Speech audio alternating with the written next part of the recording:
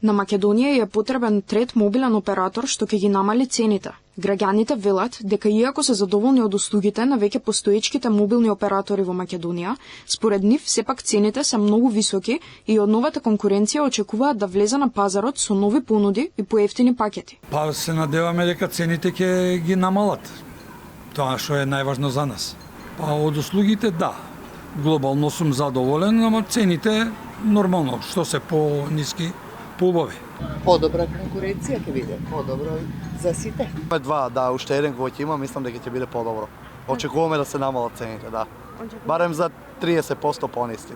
Па добро што е поголема конкуренцијата, нели, тоа и пониска цена. Тоа барат граѓаните. Споредбено со земјите од регионот, во моментов само во Македонија и Албанија имаат по 2 оператора. Она што е позитивно е најавата дека кај нас сепак влегува нова конкуренција, која треба да донесе подобрување на услугите и намалување на цените. Процедурите се во тек за граѓаните од следната година конечно да можат да ги користат услугите на новиот мобилен оператор. На 22 август ќе се отворат понудите и ќе се знае кој се пријавил на тендерот на Агенцијата за електронски комуникации, а ова лето треба компанијата да биде избрана и да добие лиценца. Одлуката за избор на понудувачи кои ќе учествуваат во постапката на јавно надавање ќе се донесе во рок од 10 дена од денот на јавното отварање на понудите. Во одлуката ќе се утврди местото и времето на одржување на јавното надавање, кое што нема да биде пократко од 14 дена и подолго од 30 дена од денот на донесување на одлуката. Дека е потребен нов оператор на пазарот потенцираше и вице-премиерот и министер за транспорт Александар Николовски. Според него, постоечките оператори не нудат добри и поволни услуги за граѓаните. Со влезот на нов оператор ќе се постигнат повеќе бенефит. Државата ќе добија пари бидејќи лиценците се плаќаат,